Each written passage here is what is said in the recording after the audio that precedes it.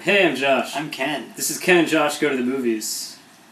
Today we're going to be reviewing Juno, starring Ellen Page, Michael Cera, Jason Bateman, Jennifer J.K. Garner, Simmons. J.K. Simmons, a bunch of people. Allison Janney. Yeah. Rainn Wilson in a tiny cameo. Yeah. So you may have heard about this movie. It's gotten a lot of buzz, actually. It's about the next Little Miss Sunshine, apparently. Yeah. It's about a girl named Juno. She's 16, and she decides one day to sleep with her buddy...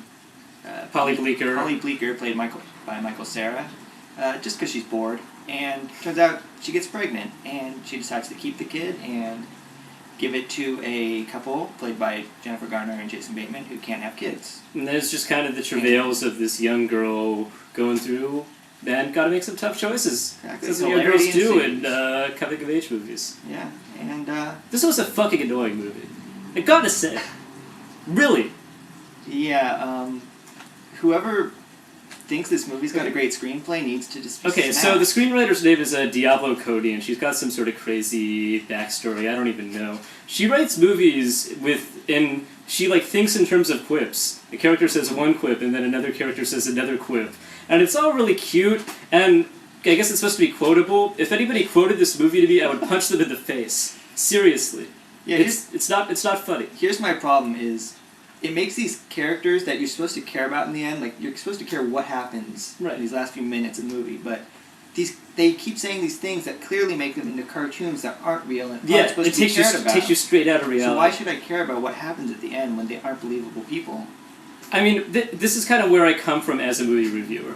This movie, I'll be honest, everything was well done except for the screenplay. Good direction, great performances, great soundtrack, great opening credit sequence. Doesn't matter. If the screenplay sucks, I'm not going to go for it. I can't get into the movie if I don't feel connected to the story and the dialogue and these characters.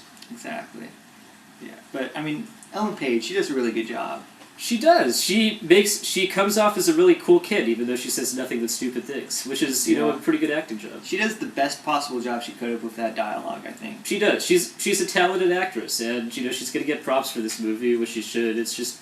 she's annoying. Yeah, the only characters that were realistic, I thought, were Jason Bateman and Jennifer Garner. They weren't saddled with this horrible dialogue for the most part. I thought Michael Cera was pretty good, too. Yeah, he's got a small part compared to what you might expect, I thought. He does, yeah. But, he's always awesome. Michael Cera rules. Yeah. And, yeah, Jason Reitman directed Thank You for Smoking, does a really good job with, kind of setting everything up and keeping everything moving. Yeah. And soundtrack's good, which... my thing about movie soundtracks is it can be a good or bad thing.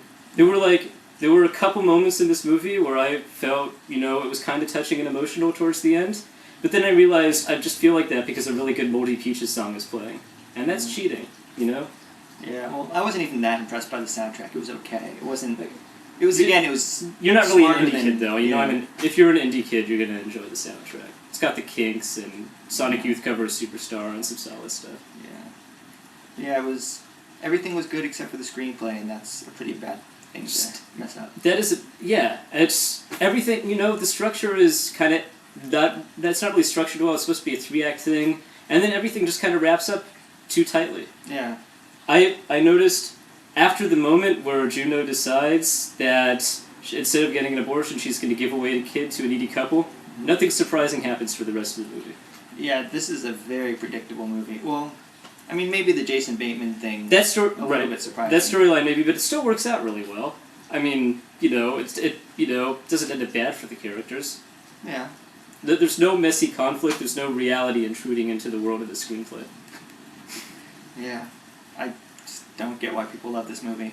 If you're not a fan of good screenplays and you just like the rest of watching movies, then maybe you'll like this movie. Maybe. Whatever. You're easily manipulated. Yes. Easily manipulated people go see this movie. Anyways. I gave this movie a young child saying why over and over and over again. It's not cute, it's not funny, just stop it. I gave this movie a WTF home slice for shiz. That's so annoying. Just like the movie. Jesus Christ. Well... Who talks like that? Nobody! Nobody talks like that, Diablo Cody! Well, thanks for watching a review of Juno. I'm Josh. I'm Ken. This is Ken and Josh Go to the Movies.